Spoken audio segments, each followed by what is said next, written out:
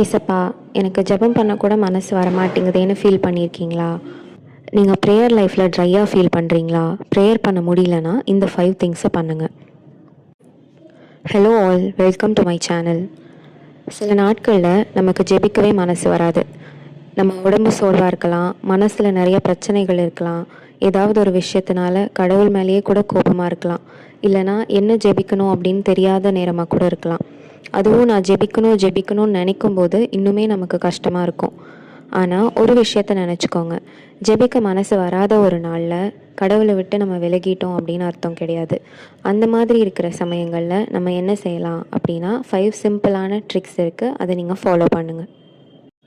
First, ஆண்டவர்கிட்ட உண்மையாக பேசுங்க. ஜெபிக்கும்போது அழகான வார்த்தைகள் தான் சொல்லணும் அப்படின்னு அவசியம் கிடையாது. சோர்வாக இருந்தால் ஏசப்பா நான் ரொம்ப டயர்டாக இருக்கேன் அப்படின்னு சொல்லுங்கள். குழப்பமாக இருந்தால் எனக்கு என்ன செய்யணுன்னே தெரியலன்னு சொல்லுங்கள்.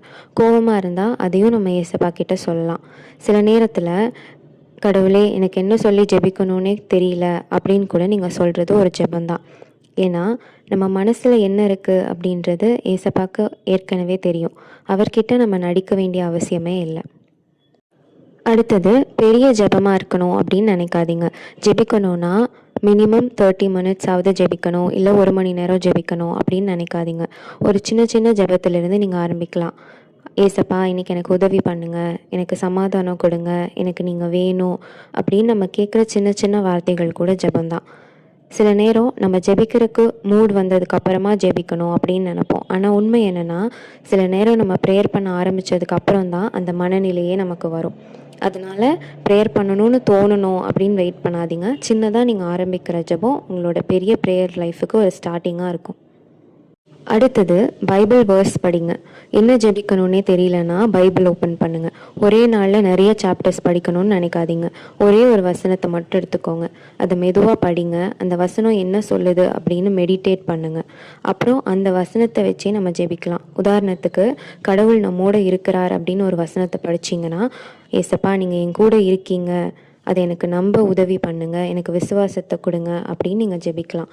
நம்மக்கிட்ட வார்த்தைகள் இல்லாத நேரத்தில் ஆண்டவரோட வார்த்தைகள் நமக்கு என்ன ஜெபம் பண்ணணும் அப்படின்னு சொல்லி கொடுக்கும். அடுத்ததாக, ஜெபத்தை பர்ஃபெக்டாக பண்ணணும்னு நினைக்காதீங்க.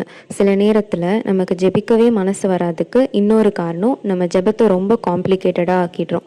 சரியான வார்த்தைகள் சொல்லணும், சரியான இடத்துல உட்காரணும், சரியான மூடு இருக்கணும், இவ்வளவு நேரம் ஜெபிக்கணும், சூழ்நிலை நல்லா இருக்கணும்னு நினைக்கிறோம். ஆனால் ஜெபம் ஒரு பர்ஃபார்மன்ஸ் கிடையாது, அது ஒரு ரிலேஷன்ஷிப். நம்ம ஏசப்பாவை இம்ப்ரெஸ் பண்ண வேண்டிய அவசியமே கிடையாது. அவர்கிட்ட நம்ம எப்படி இருக்கமோ அப்படியே வரலாம். பர்ஃபெக்டான ப்ரேயரை ஏசப்பா எப்பவும் விரும்புகிறதே இல்லை. அவர் ஹானஸ்டான நம்மளோட வார்த்தைகளை தான் எதிர்பார்க்குறாரு. கடைசியாக, ஃபீலிங்ஸை மட்டும் வச்சு ஏசப்பாவை தேடாதீங்க. நம்ம ஃபீலிங்ஸை வச்சு மட்டும் ஏசப்பா கிட்ட போகலாமா வேண்டாமா அப்படின்னு முடிவு பண்ணாதீங்க. ஏன்னா நம்மளோட ஃபீலிங்ஸ் மாறிக்கிட்டே இருக்கும். சில நாட்களில் ஜெபிக்கும்போது ரொம்ப சமாதானமாக இருக்கும், சில நாட்களில் எதுவுமே ஃபீல் ஆகாது. ஆனால் நம்ம ஃபீலிங்ஸ் மாறிட்டே இருக்கும். ஏசப்பா ஒருபோதும் மாறுறது கிடையாது. அதனால் டிஃபிகல்ட் டேஸில் கூட ஏசப்பா கிட்ட பேசுங்க. அமைதியாக உட்காருங்க, ஒரு வசனத்தை படிங்க, சின்ன ப்ரேயர் சொல்லுங்கள்.